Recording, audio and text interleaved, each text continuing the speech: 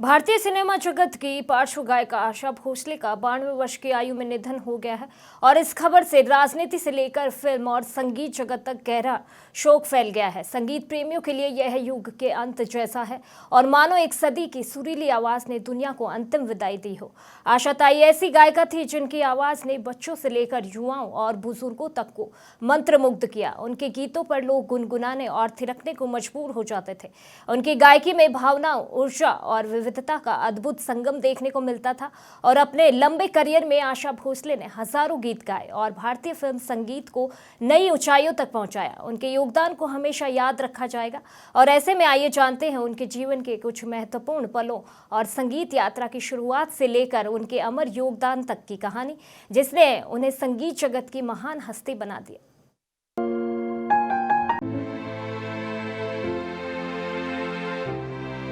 आज देश के लिए एक ऐसी खबर आई है जिसने करोड़ों दिलों की धड़कन को एक पल के लिए जैसे रोक दिया। सुरों की वो खनक, वो चुलबुलापन, वो आवाज जिसने 7 दशकों तक हमें जिंदगी जीना सिखाया, आज वो हमेशा के लिए शांत हो गई। हमारी अपनी, हम सब की प्यारी आशा ताई यानी आशा भोसले जी अब हमारे बीच नहीं रही। आज हवाओं में वो खनक नहीं है, आज फिजाओं में वो शरारत नहीं है। उनका 92 वर्ष की उम्र में निधन हो गया। वे पिछले कुछ दिन से बीमार चल रही थीं और उन्हें मुंबई के कैंडी ब्रिज अस्पताल में एडमिट कराया गया था। बताया जा रहा है कि मल्टीपल ऑर्गन फेलियर की वजह से उनका निधन हुआ। बीजेपी नेता आशीष शेलार ने उनके निधन की पुष्टि की है। आज मुंबई की गलियों से लेके सुदूर गांवों तक हर रेडियो सेट जैसे मातम मना रहा है। 12,000 से ज्यादा गानों को अपनी सांसों से सजाने वाली आशा भोसले आज अपनी अंतिम यात्रा पर हैं। प्रधानमंत्री से लेकर फिल्म जगत की हर बड़ी हस्ती आज स्तब्ध है। सवाल यह नहीं कि अब कौन गाएगा, सवाल यह है कि क्या अब गीतों में वैसी विविधता कभी दोबारा सुनाई देगी।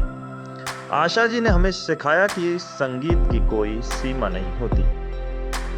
यकीन करना मुश्किल है कि जिस आवाज ने कभी दम मारो दम से युवाओं में जोश भरा, तो कभी अभी न जाओ छोड़कर कहकर हमें भावुक कर दिया।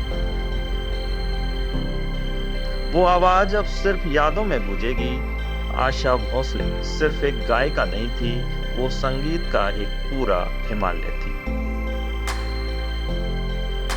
जिसकी गोद में भारतीय सिनेमा की कई पीढ़ियां बड़ी हुई। आज भारत ने अपनी एक सांस्कृतिक पहचान को खो दिया है। 1943 में शुरू हुआ यह सफर साल 2026 तक आते आते एक अमर इतिहास बन गया।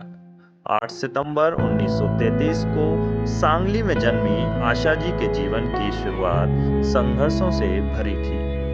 महज 9 साल की उम्र में पिता दीनानाथ मंगेशकर का साया सिर से उठ गया। परिवार को पालने की जिम्मेदारी नन्ही आशा को स्टूडियो तक पहुंचा दी। अपनी शर्तों पर जीना उनकी फितरत थी। उन्होंने बगावत की, नाकाम शादियां झेली, अकेले बच्चों को भी पाला, लेकिन कभी हार नहीं मानी। दुनिया ने अक्सर लता और आशा के बीच प्रतिस्पर्धा देखी, लेकिन सच तो यह था कि वे एक ही संगीत के 2 पहलू थे। लता दीदी अगर सादगी की मिसाल थी, तो आशा भोसले प्रयोगवाद और आधुनिकता की।